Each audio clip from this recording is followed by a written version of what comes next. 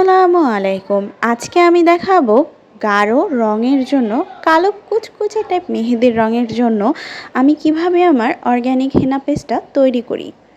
প্রথমেই আপনারা দেখতে পাচ্ছেন একটা পাতিলে আমি কিছু লং আর চাপাতি দিয়ে ফুটিয়ে নিই। তারপর ওই পানিটাকে আমি ছেঁকে নিই।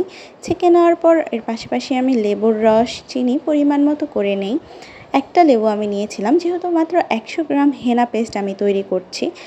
এই একটা বাটিতে আমি হেনা পাউডারগুলো ঢেলে নিই। দেন তার মধ্যে আমি আমার চিনিটা ছিল ওটা দিয়ে দিই।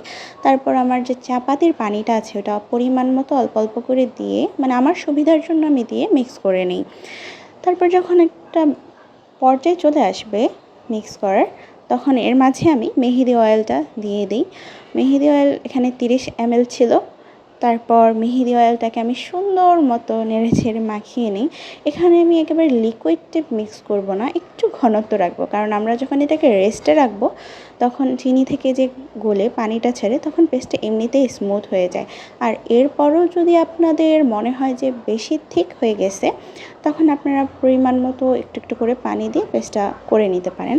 তো এই পর্যায়ে আমি মেহেদিটাকে ঢেকে দিয়ে রেস্টে রাখবো। যেহেতু আমার মেহেদি কম ছিল তাই আর আমি ওইভাবে ঢাকিনি।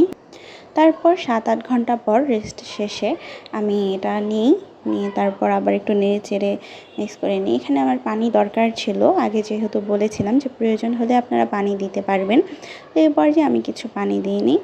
তারপর মেহেদির পেস্টটাকে আরও স্মুথ করার জন্য আমি বিটার মেশিন দিয়ে একটু বিট করে নিই মেহেদির পেস্টটাকে। এই পর্যায়ে আপনারা দেখতে পারবেন মেহেদির পেস্টটা অনেক সুন্দর স্মুথ টাইপ পেস্ট হয়ে গেছে। এই টাইপ মেহেদিটাতে আপনার মেহেদি ছড়াবে না। এই যে আমার কোনগুলো হয়ে গেছে।